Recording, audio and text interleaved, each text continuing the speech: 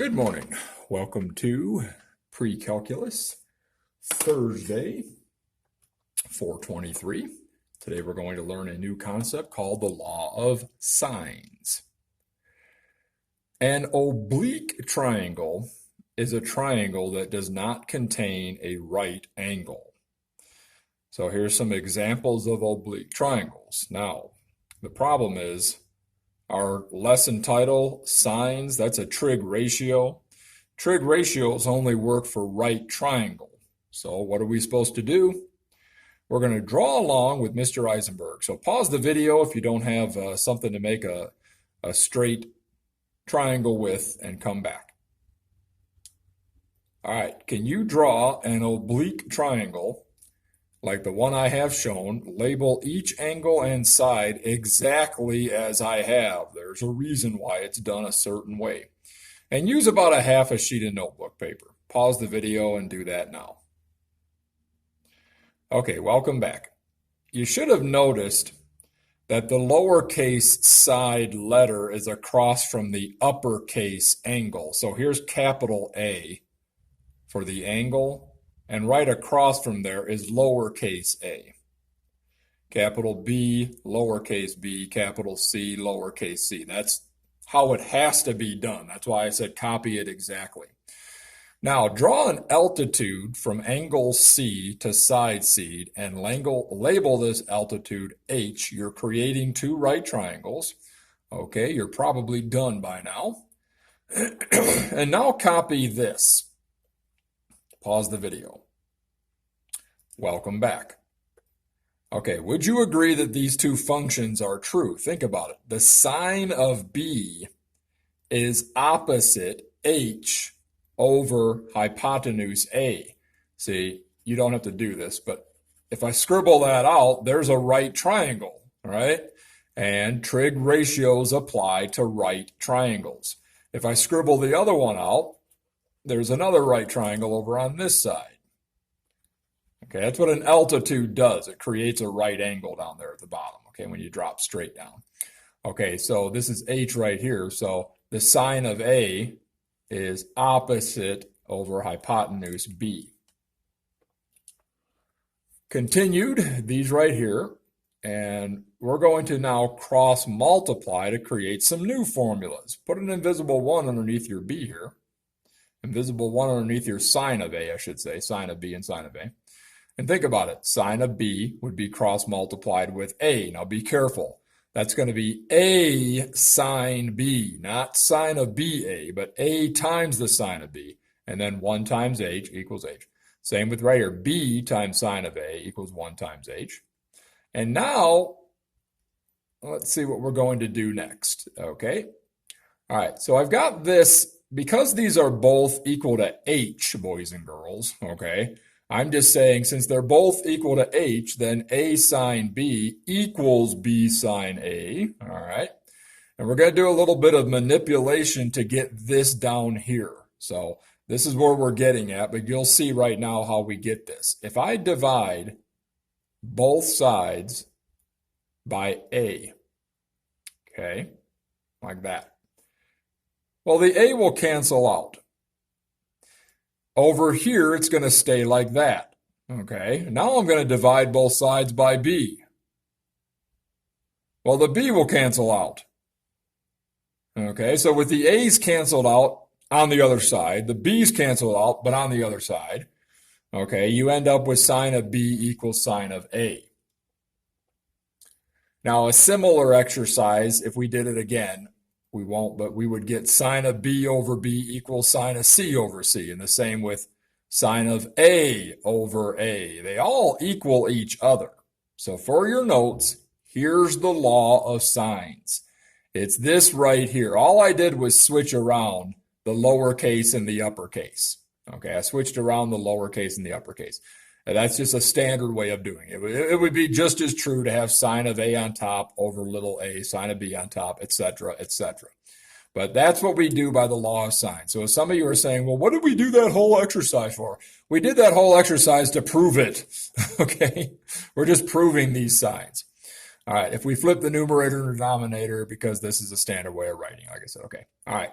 All right, take a few minutes, pause the video, and see if you can answer this question. It says to solve the following triangle. Well, solve, if you remember from previous lessons, means find everything that you don't know. I don't know side B, I don't know side A, and I don't know angle B. Can you take a minute and figure those out? Okay, welcome back. Were these your answers? If they were not, let's look at why. In a triangle, all three angles add up to 180. So 63 plus 46, what would you add to that to make 180? I'm not going to do it because you're smart enough to figure it out. 71, okay. These other ones, side A is 45.211. Well, let's see how we can get that. I've got the sine right here. Well, I should say I've got the angle. So I could say that the sine, no, sorry.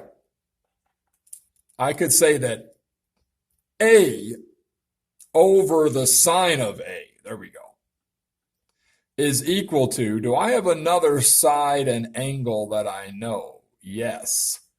I know the C angle, so that's going to equal C over sine of angle C. Well, let's just put the information into our calculator, or not our calculator. Let's scroll down here a little bit. Let's put the numbers in, is what I meant to say. All right, I'm going to use this fact because that's the law of sines, okay? I don't know what little a is, but I know that the sine is 46 degrees, okay? I know what little c is, it's 56, and I know that angle C is 63. So again, we're just substituting everything we know, all right? And A is the one we don't know. Cross multiply, this would be careful, 56 times the sine of 46 equals A times the sine of 63.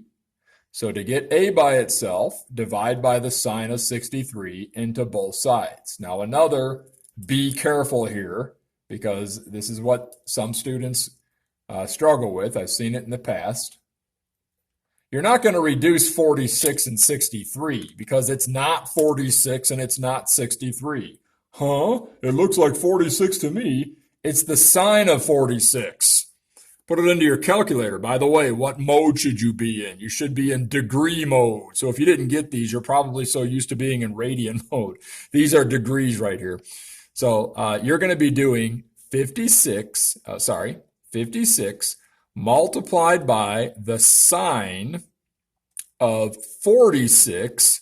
Close that up. I would hit enter. You should see 40.283. And then divide by sine of 63. Close that up. And you should be seeing 45.2. And I rounded it to 3 places. I know yesterday I said 4 places, but 3 places is fine for this. Now, the next one, the B being 59, well, just the same process, okay? I've now figured out that B is 71 degrees, the angle is. So I can say B over the sine of 71 equals what? I know the 46A, I could use either one. No, I won't. I'll use the one that we definitely had, the C again, the 56 over sine of 63. The reason I want to use that is because what if I made a mistake on A? See, if I made a mistake on A, and I use A in my next problem, I'm going to have more mistakes. So stick with what you know. You know angle C up here is 63, so sine of 63 divided by underneath 56. Okay. All right, so let's cross multiply again. Again, we've got B times sine 63 equals 56 times sine 71. So you divide by sine 63. And once again, you're not reducing 63 and 71. It's not 63. It's not 71. It's the sine of 71. It's the sine of 63. That means it's some decimal. You know, you put them in there, all right, when you put them in. All right, so 56 multiplied by sine 71. Close that up. Wonder if I can do that in one step. I think I can, because order of operations will do multiply first. So you can do it all in one step. All right, divide by sine 63, and there's my 59.426. Okay, here is the next one. Use the law of sines to solve these and pause the video. Okay, I am not going to show you how to get these unless you want me to, but there's the answers down there. If you think one of mine is a mistake, email me, but I've done them already and they work out. All right, so that being said, have a good weekend, and you've got a test this weekend to do, so good luck on that.